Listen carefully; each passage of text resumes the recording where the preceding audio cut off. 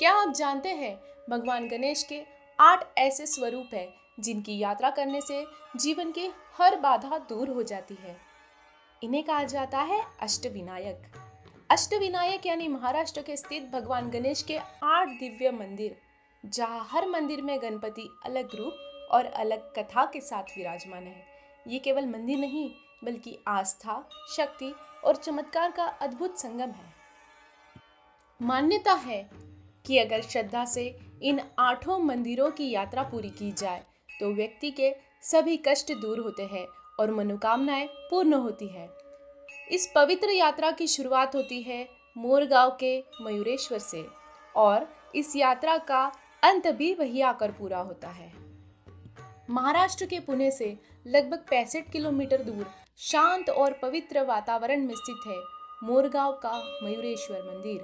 तो आइए इस अद्भुत यात्रा की शुरुआत करते हैं अष्टविनायक के प्रथम और सबसे महत्वपूर्ण स्वरूप मयूरेश्वर की दिव्य कथा से। बहुत प्राचीन काल की बात है। गंडकी नगरी में एक प्रतापी राजा राज्य करता था। उसका नाम था सिंधु। राजा सिंधु सूर्यदेव का परम उपासक था। कठोर तपस्या से उसने सूर्यदेव को प्रसन्न किया और वरदान पाया अमरता का। अमरता पाकर सिंधु का विवेक नष्ट हो गया। उसे लगा अब तीनों लोकों पर मेरा ही अधिकार है। उसने पृथ्वी को जीता, इंद्रलोक पर आक्रमण किया और देवताओं को पराजित कर बंदी बना लिया।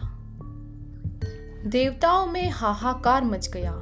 इंद्रदेव, वरुण देव, अग्निदेव कोई भी सिंधु के अत्याचार से बच न सका। यहाँ तक कि भगवान विष्णु भी सिंधु को पराजित न कर सके। अंततः दुखी देवताओं ने एक ही शरण ली, भगवान गणेश की। हिमालय की शांत घाटियों में माता पार्वती कठोर तपस्या कर रही थी। भाद्रपद शुक्ल चतुर्थी का पावन दिन था। अचानक माता के सम्मुख विराजित गणेश मूर्ति सजीव हो उठी। वह मूर्ति बालक रूप में परिवर्तित हुई और मधुर स्वर में बोली, माँ, मैं तुम्हारा पुत्र बनकर आया हूं। उसी क्षण गंडकी नगरी में आकाशवाणी हुई, सिंधु, तेरा अंत निकट है, मयूरेश्वर अवतरित हो चुके हैं। बाल गणेश ने लीलाएं की, किंतु उनके नेत्रों में एक दिव्य उद्देश्य था, देवताओं की मुक्ति और अधर्म का नाश। सिंधु क्रोध से कांप उठा। अहंकार ने उसे अंधा कर दिया।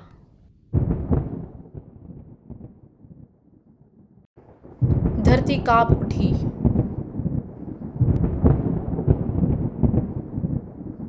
आकाश में बादल घिर आए। मयूरेश्वर युद्ध के लिए तैयार हुए। एक दिव्य मोर प्रकट हुआ। गणेश उस पर आरूढ़ हुए। तभी से वे कहलाए श्री मयूरेश्वर। गणेश और सिंधु के मध्य भयंकर युद्ध प्रारंभ हुआ। दिव्य अस्त्र, दिव्य शक्तियां सब व्यर्थ होने लगी। मोर के पंख वज्र समान थे।